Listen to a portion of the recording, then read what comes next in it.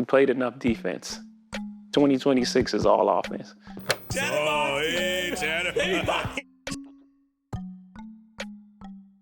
The GQ April cover drop, tour date announced. Jay-Z is sitting down with Fraser Tharp. And I'm not going to lie, I already went into this side-eyeing it a little bit because for me and knowing what I do know about GQ, this is not where people go to get pressed. This is where people go to refine the narrative and are all about the imagery. And even Fraser has it in his own bio saying he's basically been campaigning for Jay-Z to get Man of the Year. So I'm looking at this like, all right, what are we really about to get with this interview? Because there's a difference between an interview and a presentation.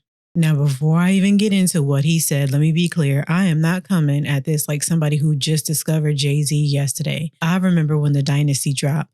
We were on a ski trip, bus ride, everybody packed in, music blasting, and Ron Stapleton on deck to give us some laughs. And that album was part of the soundtrack. Good energy, good memories, real moments tied to that music. So this isn't coming from a place of I don't like Jay-Z, okay? I'm just trying to be unbiased here. So, all right, Jay-Z says we played enough defense. 2026 is all offense. Now that line right there, because it sounds like something is coming, but it also sounds very vague.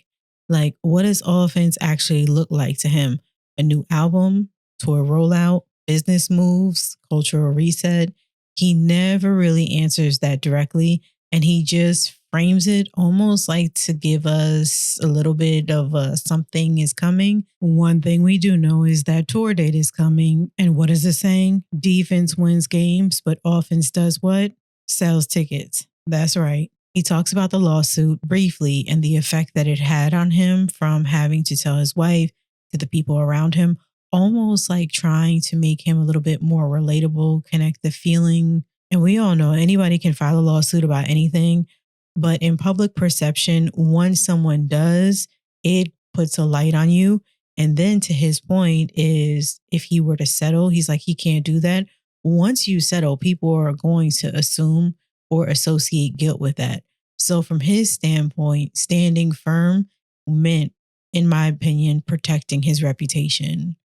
But here's the layer he adds that I think is important.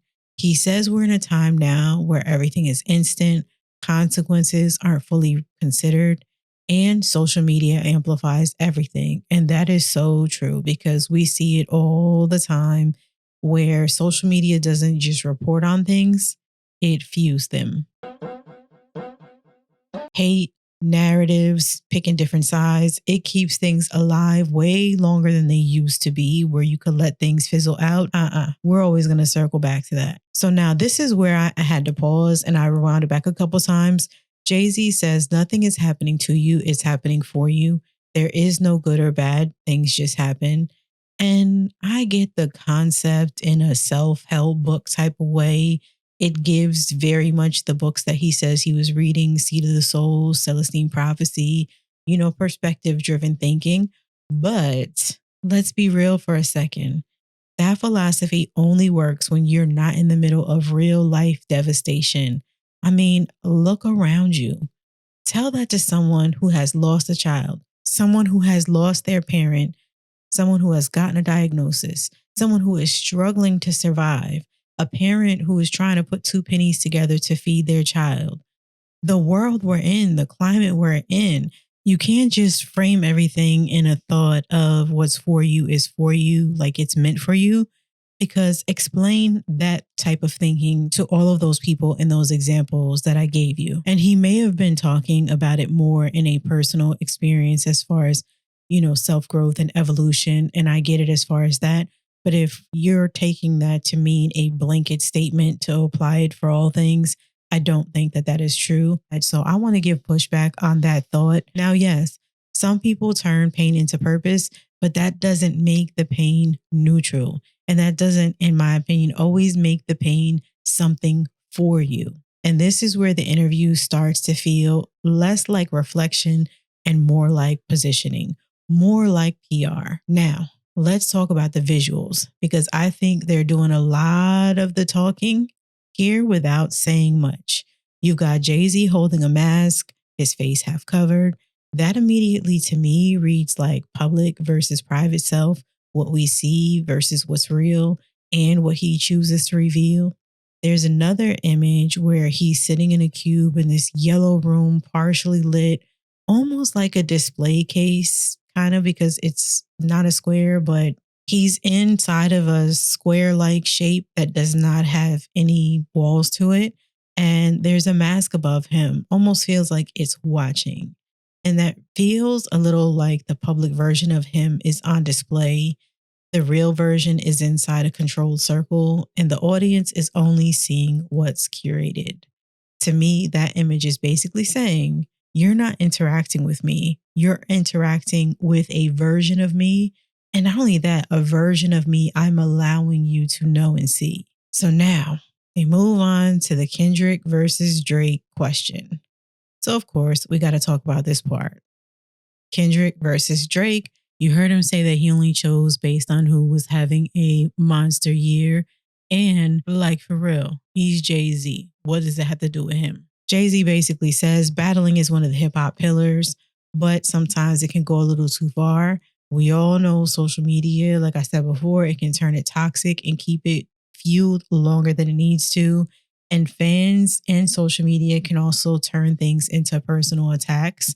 And then he says he's not even sure battling should still be part of the culture. What, sir? What?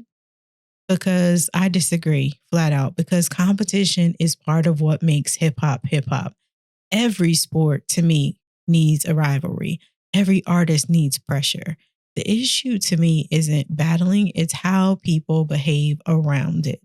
And here is where it gets even more telling, even more interesting, because Jay-Z says he doesn't like the kids being brought into it. Let's not forget that this is the same Jay-Z who said left condoms on your baby seat during Super Ugly. So is this growth or is this selective memory? And to be fair, he does say he's grown, he's evolved, I guess, in other words, but you can't act like that energy did not exist when you helped define it, okay? When he's asked about what's next, he says he doesn't know. He wants it to be honest. He wants it to be timeless. But again, there's no real answer. And of course, that's going to all stand out to us during this whole entire interview. That's what everybody is wanting to know. But I will say in this interview, it seems like there's quite a few philosophical quotes and or framing. And while he's trying to be open, you can tell it is very strategic in how he is doing it, as with the majority of celebrities. And we all know that is by design. It definitely seems like he was more in control of the interview. And I would imagine with a lot of celebrity interviews, the interviewer is given questions that are off limits. So this is all understandable. But what did stand out to me was not only the imagery, which a lot of it was, like I said, the mask or him in a box. And I love the Harlem Renaissance color scheme. But the imagery really stood out to me, as well as the significance of him putting the umlaut back on his name on the Y. And we know he had that on the Reasonable Doubt cover, and that's understandable with it being the anniversary and the tour happening and all that stuff. The photos were giving a lot of reflection, maybe some duality of self with what he's feeling versus what he is presenting to the world. What I also found interesting, in addition to the photos, you'll see a lot of the photos, they have reflective poses, or there's two of him. It could be referring to having to face yourself, your past and your present. It could mean so many things. Let me know what you think about the images below, as well as the umlaut added back to his name. Or all of this could actually mean nothing and just be simple branding and part of his rollout for whatever 2026 brings. So, Chatterboxx fam, do y'all feel like this was a real conversation or a carefully controlled rollout? And more importantly, if 2026 is all offense, what does that actually look like to you for Jay-Z? New music? Is there a legacy play at hand, or something even bigger? Drop your thoughts below. Like the video if you enjoyed this breakdown. Make sure you subscribe to keep rocking with yours truly, Chatterboxx. And let's talk about it in the comments. And make sure you like, share, and subscribe on your preferred social.